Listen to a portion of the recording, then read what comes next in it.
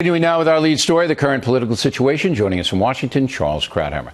Let's talk first about Hillary Clinton. Do you see danger for her campaign with the FBI getting involved with the email deal? Absolutely. She sees it. Biden sees it. Everyone sees it.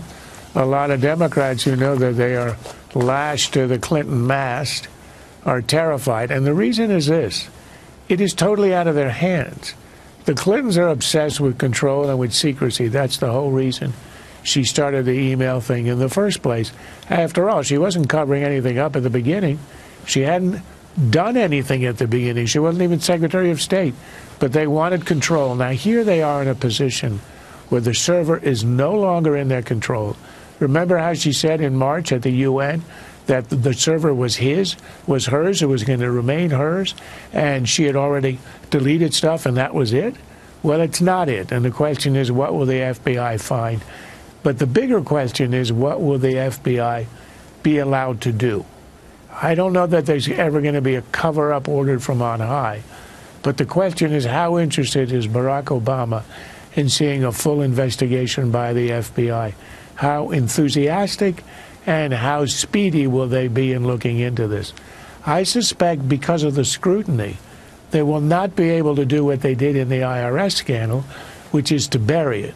This is going to be a lot harder to do. Yep. Also because of the congressional investigation and because the media is now on the trail as well. All right. Now, I'm going to tell you how I think this is going to play out, and you tell me how, if I'm wrong, okay? This is how I think it's going to play out. I don't think Barack Obama likes the Clintons, even though he's playing golf up in Martha's Vineyard with Bill this week. I don't think he's got a lot of use for them. So I don't think he's going to put any political currency into telling Loretta Lynch, the Attorney General, what not to do in this investigation, because that'll leak out. Number two, if the FBI finds out that that server that Mrs. Clinton used was professionally scrubbed, which I believe it was. I don't believe she went in with her little thumbs and deleted 30,000 anythings. If they find out that it was scrubbed, and they will find that out very quickly, that's obstruction of justice. Okay? That's what that is. And that's a felony. Now, you may be right. The FBI may try to dance and this and that, but then the Congress comes in with congressional hearings and subpoenas Comey. Okay? So that's how it's going to go down. Am I wrong? I think you're right. I mean, occasionally you do stumble on the truth, and I have to acknowledge that. Look, I think you're right. There's never going to be Obama giving an order, go easy on Hillary, and I agree with you. He may not have an interest in seeing that. On the other hand, he doesn't have to do that. All he has to do is to make a statement, you know, that in some way goes easy on her, the way he's made statements about the IRS and other scandals, and it'll be understood. But nonetheless, I think there's too much going on here that the FBI is going to have a lot of trouble covering it up. And I don't think they will. I do think that Trey Gowdy is the key here. He's Remember, the guy. She has already said she turned over everything work-related, and it turned out that Gowdy received 15 emails separately from Blumenthal that she had not turned over, meaning she's been exposed as telling a major untruth from the very beginning, and I think that's going to be his role. But she forgot, Charles. She's the wild card. She forgot. She's the wild. Well, also. Okay, you know, now let's go on the other side. They'll try to get away with whatever they can. Let's go to the other side. My thesis is Trump has been good for the campaign, that he's offered exposure to all the presidential candidates they would not have gotten. That he has reflected accurately the anger of millions and millions of Americans toward a government that's impotent and dishonest to them. Am I wrong on any of those counts? You're a little bit off on the good for the campaign. It is absolutely true that of the 24 million who tuned in, maybe perhaps even half would not have tuned in. It still would have been, say, 12 million, which is a major number.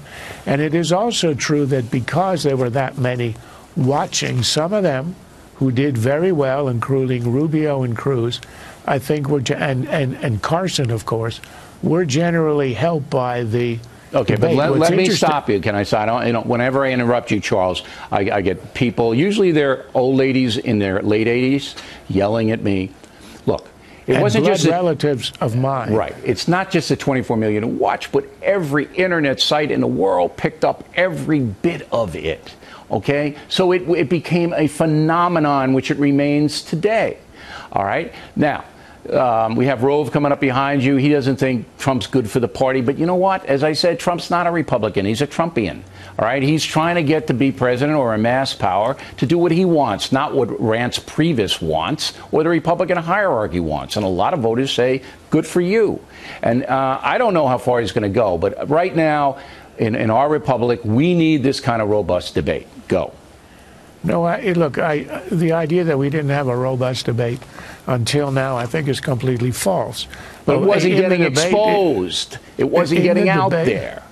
Well, is it very healthy for a party to be debating, as it is now, whether we should have mass deportations? Do you think that's going to help the party in the November election next year? But it will quickly go away. Because I don't know how quickly it goes away. When the candidate He's the central character right now. Listen, when whoever wins the Republican nomination is not going to call for mass deportations unless it's Trump, all right? They're not going to do it.